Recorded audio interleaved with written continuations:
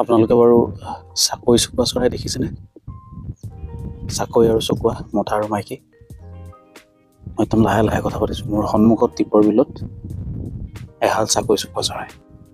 হয়তো বিভিন্ন পক্ষী নিৰীক্ষণ কৰা মানুহৰ কাৰণে এইটো এটা বিৰাটেই কমন চৰাই, কিন্তু মই জানো আপোনালোকে ভিডিঅ' চাই থকা সৰহ সংখ্যকেই চাকৈ চুকুৱা চৰাই হয়তো দেখা নাই।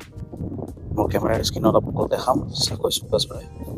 এই চাকৈ চুকুৱা চৰাইও যথেষ্ট ইণ্টাৰেষ্টিং, মানে ইহঁতেও বহুত দূৰৰ পৰা পৰিভ্ৰমণ কৰি আহে। আপোনালোকে মোৰ হয়তো এপ্ৰিল মাহৰ এটা ভিডিঅ' চাইছিলে, য'ত মই চেলাপাছত বৰ্ডিং কৰি আছিলোঁ, আৰু ইণ্টাৰেষ্টিংলি এপ্ৰিল মাহত চেলাপাছত সেই বৰফাবৃত জেগাত এই চাকৈ চুকুৱা মই দেখা পাইছিলোঁ।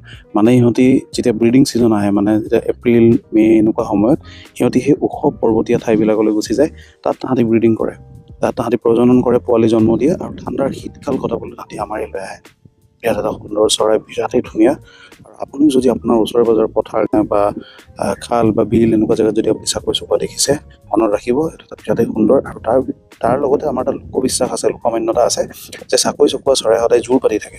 আমিও দেখিলোঁ এতিয়া দুটা চাকৈ চুকুৱা এযোৰ আছিলে, আৰু আমাৰ মানুহে কয় যে এটা চাকৈ চুকুৱা যদি এটা মতাটো বা মাইকীজনী এটা যদি মৰি যায়, তেতিয়াহ'লে সেই মতাটো বা থাকি যোৱাটো চিৰকালৰ বাবে অকলশৰীয়া হৈ থাকে।